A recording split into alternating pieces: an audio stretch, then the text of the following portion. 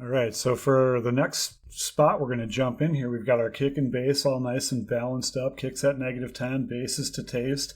And this is now where you got to make a kind of style choice depending on whether or not you have vocals. So one of the first things I like to mention is if you have vocals in your track at all, you usually want to mix their volume to just the kick and bass because they're like really important and they should be present and loud over the whole mix. And a great way to achieve that is to bring those up around the kick and bass. So you've just got the kick and the bass rolling, bring in the vocals, maybe even fine tune the EQ, make sure they fit in there, and the compression, get that, just those main voices to fit, and then move on to the other voices in the mix. Now in this case, I don't have any vocals in this track, so I'm going to skip that step, but I'm going to start to build the pyramid now, and I love to visualize a mix pyramid, kind of again with kick and bass up the middle being mono, and then as we start moving down the pyramid, the next things we unmute and turn up are the next most important sounds that are going to be like most up the middle, most mono, but have a little stereo, such as snare drum, hi-hats, ride cymbals, and then as we move out, maybe then we'll get to like the lead instruments. And then as we move a little further out, accompanying melodic stuff, and then harmonies that are usually wider and quieter than everything else. And then on the outside, we have the sound effects tracks. Now, luckily, we've been organizing our mixer as good producers properly. So that's pretty much the arrangement of our mixer, but just not exactly. So let's go ahead and move on to our drum kit. So I could come here now and open the kit up. And I could start unmuting these individually or just bring in the whole kit and do this to taste. I'm going to turn it down.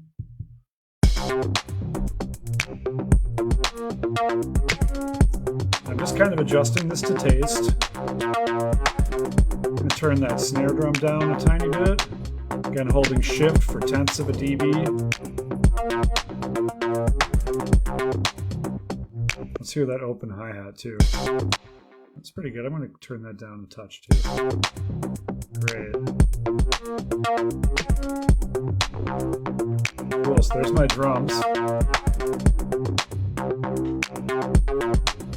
I got another drum track right here. Let's turn that down and listen to this guy. Oops.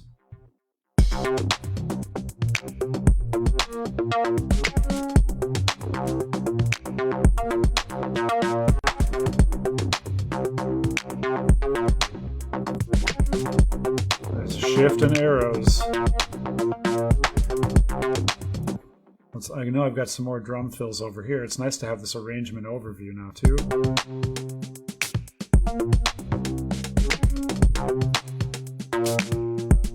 Nice, let's try the percussion. Way loud.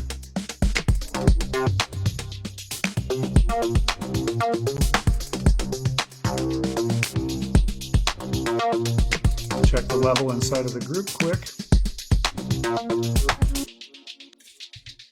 Already got that group, so I'm going to set that up. Turn that tambourine down.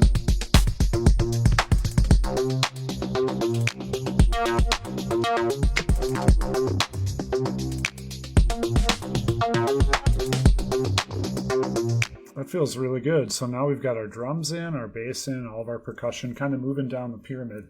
These sounds now have a little bit of pan. You know, they're not quite as loud as the kick and bass, but they're kind of surrounding the kick and bass.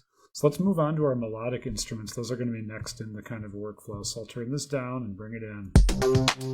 Probably got to go to a section of the track where they're all blasting. Here we go. Oops. Wrong bus. Here we go. Try that. It's like I swear we had those in there.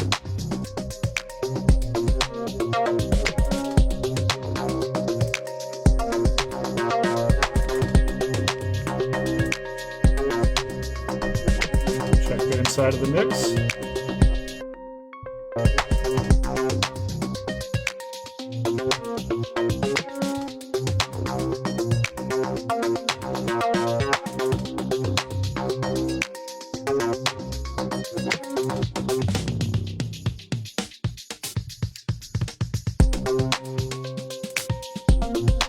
Bringing up that melodic voice just a touch. That's nice.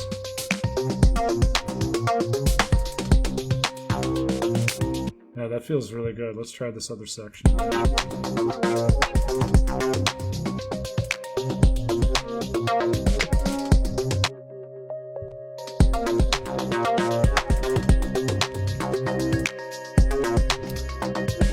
And you can see a general rule I've applied is that the lead voice is it's more mono, it's more up the middle, and it's a little louder. The harmony voices, like the chords and sustaining harmony notes, those are more wide and a little quieter.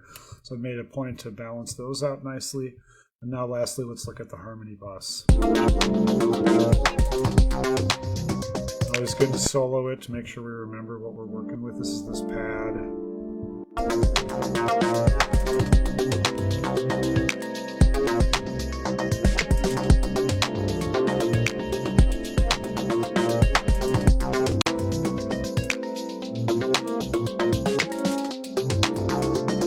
So that seems to be fitting nicely. For our very last track, we're going to unmute. It's our effects bus. Remember, these are those isolated return tracks we recorded so we could chop and sidechain and stuff. So this is more super wide stuff that's going to be the most quiet. All of our little one-shot cymbals and swishy sounds and transition sounds are in here too. So we might want to move around throughout the arrangement and make sure we get the right section. Let's go here to this part.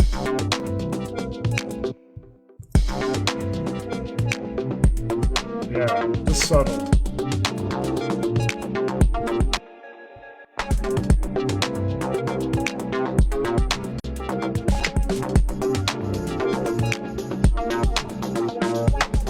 Nice. So we've got a nice overall mix. Everything's sounding good. Let's move over to the next section. Make sure we get all those one shots.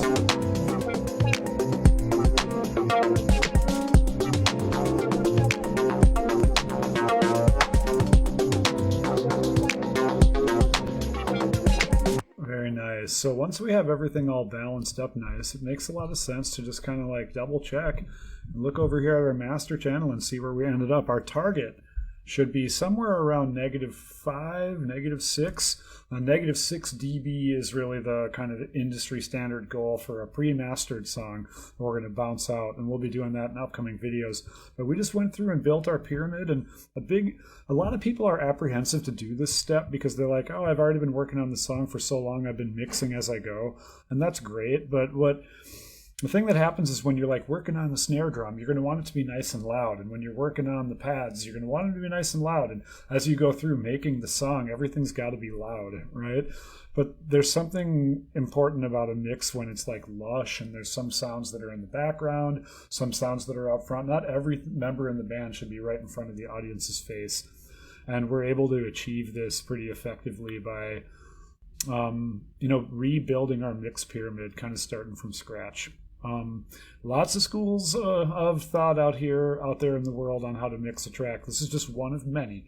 But starting building your pyramid around your kick at -10, bringing up your bass to taste, then doing vocals if you have any, and then moving your way down the pyramid until lastly you get to the sound effects and the transition sounds and such that are the most wide and quietest. That's going to usually yield consistently good results as far as the mix down.